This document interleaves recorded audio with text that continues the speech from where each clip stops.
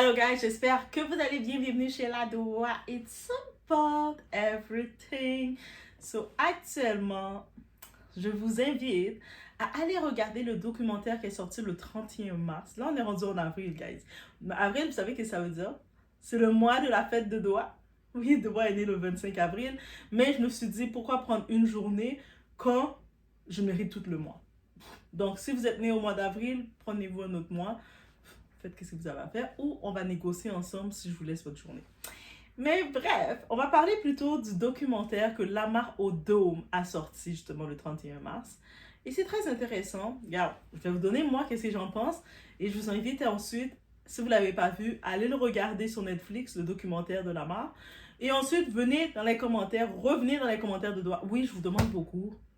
Je suis désolée, je vous demande beaucoup. Mais revenez dans les commentaires de Doua parce que vous allez pouvoir me dire votre analyse. Soyez long, mettez-moi des mots, mettez-moi beaucoup de mots là, que je puisse commencer à analyser les mots, prendre le temps. Merci. Donc, juste pour vous dire, on nous a menti pendant trop d'années, ok?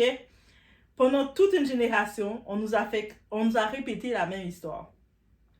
Les Kardashians détruisent les hommes. Khloé Kardashian a ruiné Lamar Odom. Mais aujourd'hui, le narratif commence à s'effondrer.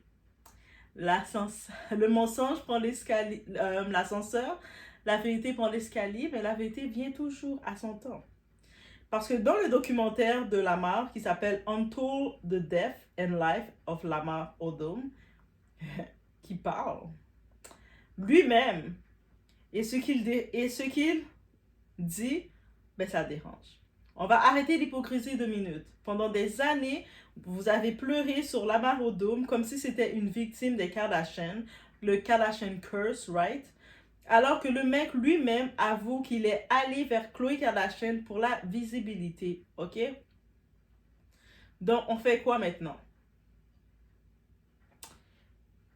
On continue de mentir ou on assume enfin que certains hommes savent très bien ce qu'ils font? Donc, est-ce qu'ils sont réellement des victimes ou pas? Donc, on y va. Avant de débuter, vous savez qu'est-ce qu'on fait? On met des cœurs, prenez des cœurs, comme ça. On met des likes, on fait des boosts. C'est ça les boosts? On fait des boosts. Et puis, si vous êtes là, vous n'êtes pas encore abonné, vous tombez sur la vidéo, vous faites « Oh my God, elle a l'air tout simplement d'avoir un cool vibes. J'ai envie de boire un matcha avec elle, un matcha glacé. » On s'abonne. Sans perdre.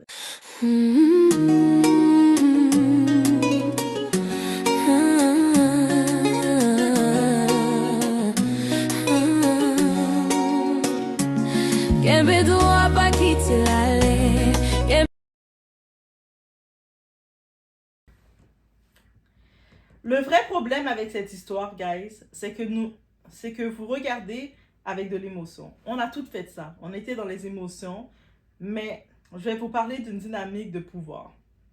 Vous pensez que Lamar Odom a été pris au piège par Khloé Kardashian? Non, non, non. Il a fait un calcul.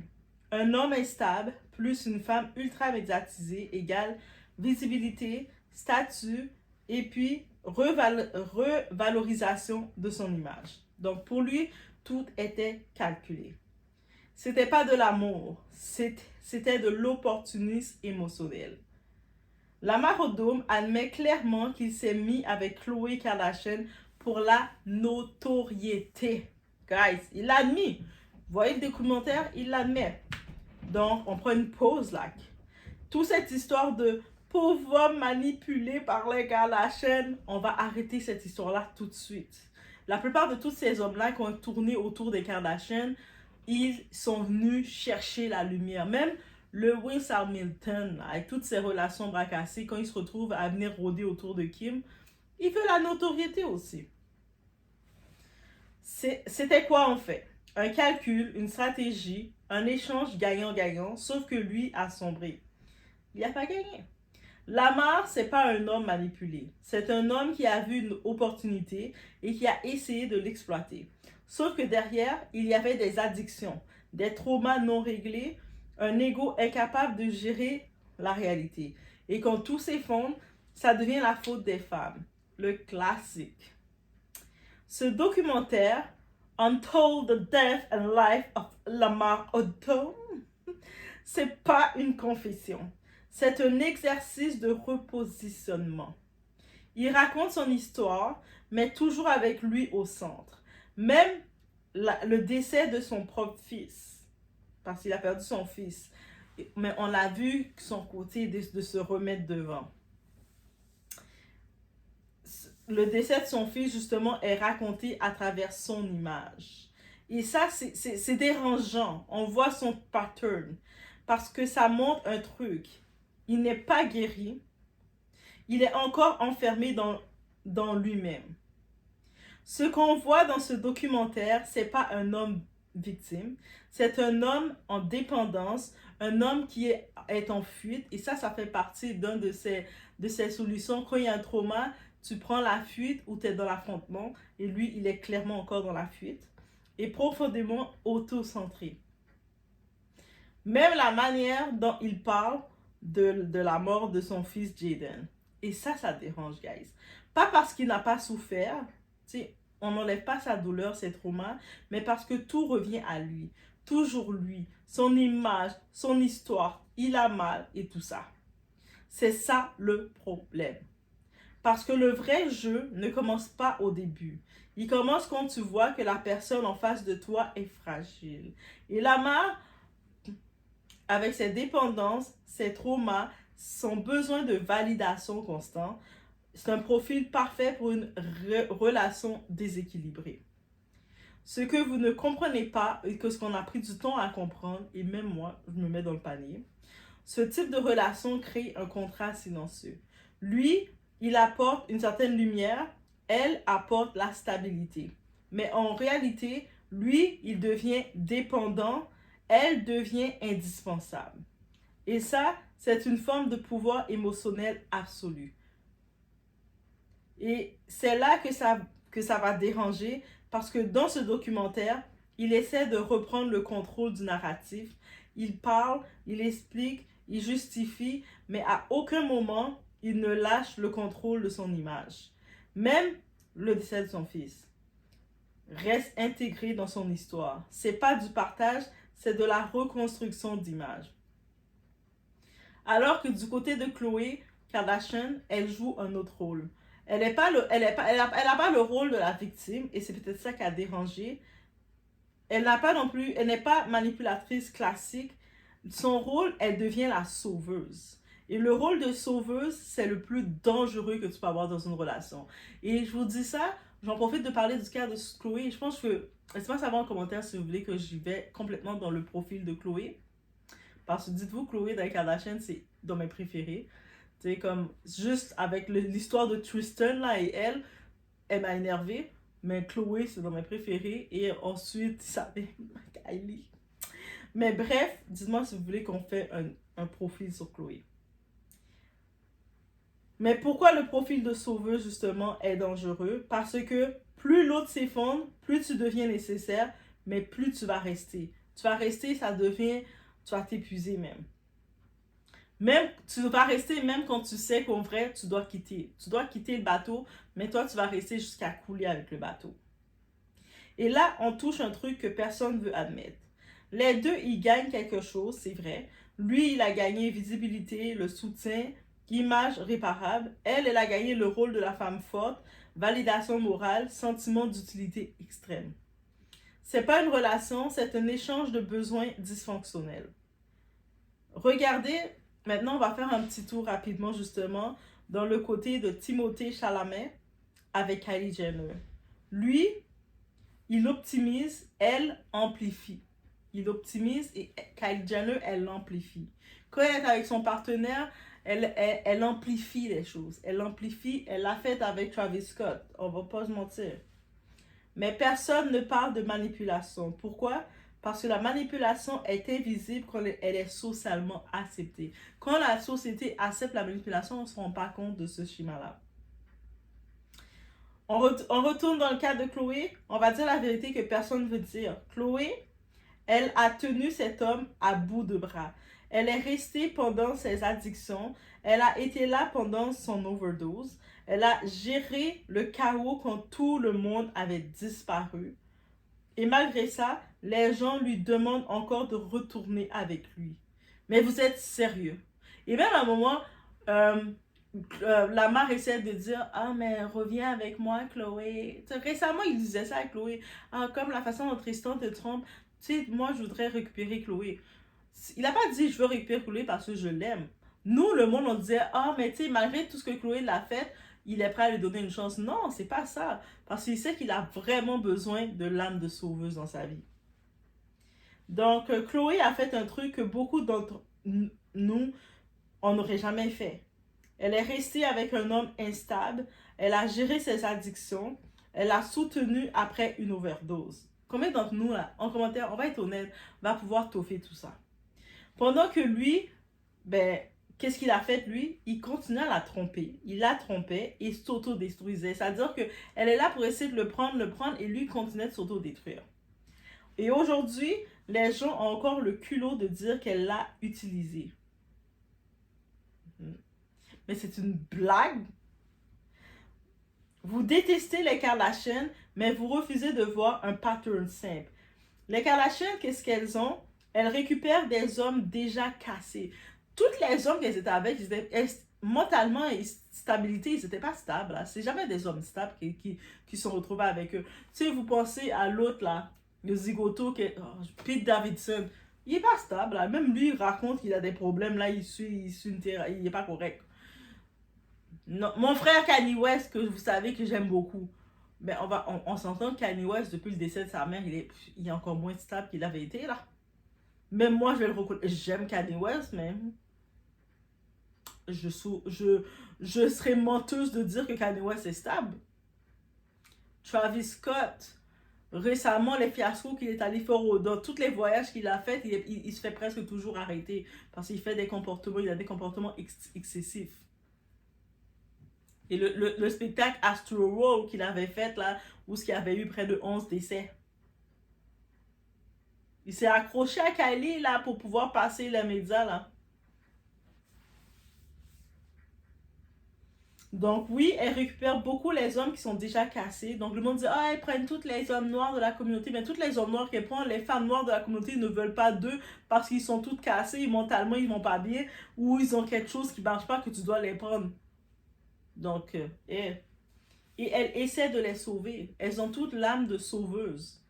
Sauf que tu peux pas sauver quelqu'un qui veut pas se sauver lui-même. Les Kardashians n'attirent pas des victimes, elles attirent des hommes brisés. Lamar Odom, c'est dépendance. Tristan Thompson, infidélité répétée. C'est une instabilité ça aussi de tromper comme ça. Mentalement, psychologiquement, émotionnellement, il y a quelque chose qui ne marche pas chez lui. Instabilité émotionnelle, ego fragile, besoin de validation, tout ça c'est dans cette case qu'il est. Et elles, ben, elles aiment fort. On les voit quand c'est avec leurs hommes, elles les mettent en avant dans leurs émissions. On va les voir qu'elles vont jouer le jeu. Un peu trop fort même, au point de se perdre. On regarde Kourtney Kardashian, elle a changé tout son style, son look pour son mari, là, son Travis Baker. On se rappelle, Kim Kardashian, elle n'était même pas encore mariée à Kanye West. Ils se fréquentaient. Kanye West a dit, mais moi, je veux que tu jettes toute ta garde-robe. Je veux refaire ta garde-robe. Je veux refaire ton image. Et elle a accepté. On imagine combien de femmes vont accepter ça?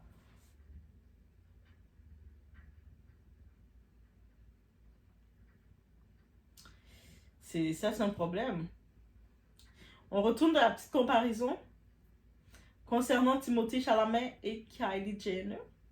Lui aussi a fréquenté des femmes connues. Lui aussi comprend le pouvoir des relations. Mais personne ne dit qu'il est utilisé. Pourquoi? Parce que quand un homme optimise sa trajectoire, c'est toujours stratégique. Mais quand une femme célèbre le fait, c'est manipulatrice. On est dans le système patriarcal, on comprend ça. Quand Timothée Chalamet fréquente Kylie Jenner, on va dire qu'il est intelligent, il construit son réseau. Mais quand une Kardashian est impliquée, ben on va dire qu'elle manipule, elle détruit. C'est pas une analyse, c'est un biais. C'est un biais. L'homme, il va toujours être smart, il va toujours bien jouer ses cartes, il est venu prendre une opportunité. Mais quand c'est une Kardashian, quand c'est une femme tout court, on va nous dire quoi? Manipulatrice, elle détruit. Une femme qui choisit, ça dérange. Vous ne détestez pas ces femmes parce qu'elles sont toxiques. Vous les détestez parce qu'elles ne se laissent pas contrôler. Lamar Odom n'a pas été détruit par une femme. Il était déjà en train de se détruire et c'est la différence. Chloé, elle a juste été là assez longtemps pour assister à la chute. Lamar Odom n'est pas juste une victime. Khloé Kardashian n'est pas juste une sauveuse. Ils ont joué un jeu de dépendance mutuelle. Mais le problème avec ce type de jeu, c'est que quelqu'un finit toujours par se perdre complètement. Et dans cette histoire, celui qui s'est perdu, ben c'est lui. Je vais dire un truc que vous n'êtes pas prêt à entendre. Pas prêt. Vous ne détestez pas les Kardashians. Vous détestez le fait qu'elles voient clair dans les hommes, dans ce type d'hommes-là. Parce que vous regardez Lamar Odom et vous voyez une victime. Mais moi, je vois quoi? Un homme qui savait exactement ce qu'il faisait et qui a quand même choisi de s'autodétruire. Lamar, c'est le type d'homme qui veut une femme forte, mais ne supporte pas ne pas être au centre. Il veut être sauvé, mais refuse de changer. Donc, il détruit tout. Et après, il raconte l'histoire comme si c'était lui qu'on a détruit. Et vous tombez dedans. Parce que c'est plus facile de dire les Kardashians utilisent les hommes que d'admettre certains hommes utilisent les femmes puis jouent les victimes. Khloé Kardashian n'est pas naïve. Elle voit les failles, elle voit les traumas, elle voit les hommes brisés. Et elle reste quand même. Pourquoi? Pas juste par amour. Parce que certaines femmes se sentent puissantes en réparant ce que d'autres ont abandonné. Parce que ça crée une dépendance. Lui dépend d'elle pour exister. Elle dépend de son chaos pour se sentir utile. Et ça, c'est une relation basée sur le contrôle émotionnel. Dans son documentaire, Lamar, il parle, il pleure, il explique, mais on va bien regarder, il ne prend jamais totalement responsabilité. Il trouve toujours des excuses, il y a toujours un contexte, il y a toujours une histoire pour chaque chose. Je vais être très clair le concernant. Lamar Odom n'a pas été détruit, il s'est autodétruit dans un environnement qui amplifiait tout. Et Chloé, elle a juste été le miroir de ce qu'il était déjà. Arrêtez de romantiser les hommes brisés. Ça, c'est pour toutes les femmes ici. On l'a toutes voulu le faire, ou on le fait, ou il y en a qui le font toujours. Arrêtez de transformer des comportements toxiques en tragédie. Et surtout, arrêtez de faire porter aux femmes le poids de la reconstruction des hommes. Ce n'est pas une histoire d'amour, c'est une négociation émotionnelle où chacun a pris ce dont il avait besoin jusqu'à ce que l'un des deux n'ait plus rien à donner. Aussi simple que ça. La vérité, Lamar Odom n'est pas prêt à raconter son histoire. Pas encore. Il est encore dans son chaos là. Il n'est pas encore prêt. L'histoire qu'il a racontée là, c'est pas encore son histoire à lui, son témoignage. Parce qu'il est toujours dedans. Tu peux pas raconter un témoignage quand tu es toujours dans le chaos. Sinon, ça s'appelle pas un témoignage. Tu t'exprimes, mais tu racontes pas encore un témoignage. Si tu es toujours dans le chaos. Vous comprenez? Toujours dans ses schémas, toujours dans son ego. Et faire un documentaire dans cet état, c'est pas de la guérison, c'est du rebranding. Tu veux faire parler de toi. Tu veux essayer de revenir dans l'actualité. Donc oui, Khloé Kardashian, elle mérite ses fleurs. Pas parce qu'elle est parfaite, mais parce qu'elle a survécu à un homme qui n'était même pas capable de se sauver lui-même. Et c'est pas facile. Arrêtez de dire que les Kardashians détruisent les hommes. Parfois, elles essaient juste de réparer des hommes déjà détruits. Khloé Kardashian n'a pas détruit Lamar Odom. Elle a juste essayé de sauver un homme qui avait déjà appuyé sur autodestruction. Et Lamar, il n'était pas prêt pour une femme qui ne pouvait ni contrôler, ni fuir sans conséquence. Et on se rappelle, c'est un peu la même chose pour Kanye West. On se rappelle, les crises épisodiques, parce que Kanye West, avec la bipolarité, il y a deux phases à la bipolarité. Il y a la phase que tu vas être heureux, joyeux et que tu vas créer. Et il y a la phase que tu vas être en crise. Le monde qui parle bipolaire, c'est... Il faut se renseigner c'est quoi les épisodes. Et puis, dans la phase d'épisode, tout l'entourage de Kanye West vient avec, dont Kim Kardashian. C'était intense. C'était des phases intenses. Comment il parlait aux gens autour de lui. On a vu un documentaire aussi sur lui, je pense que c'est sur Netflix encore. C'était très intense. Et puis, malgré tout, elle est toujours pas, même si elle n'est plus mariée avec lui, elle surveille encore ses profils, voir s'il va bien. Elle essaie de regarder encore, veiller sur lui à distance. Elle a quand même l'esprit de s'inquiéter pour lui. Il est le père de ses 4 enfants. Malgré tout. Donc, je vous laisse sur ce. Et puis on dit, oui, mais ils veulent tous nos hommes noirs. Mais les hommes noirs qu'elles prennent, c'est des hommes noirs ravagés. Maintenant, la question que je vous pose, est-ce que vous pourrez prendre ces hommes noirs ravagés et puis les aider? Des hommes noirs qui ne veulent souvent, ils ne veulent même pas être aidés. Ils ont tellement d'ego, ils sont encore dans leur bulle. C'est notre histoire. Je vous laisse sur cette réflexion, guys. Est-ce que ça vous a appris quelque chose? Maintenant, n'hésitez pas à aller regarder aussi le documentaire. Peut-être vous allez noter d'autres choses et vous allez me dire, non, moi, Doa, j'ai noté ça. Ça va être fun comme ça, on va en jaser. On se retrouve aux prochaines vidéos, guys.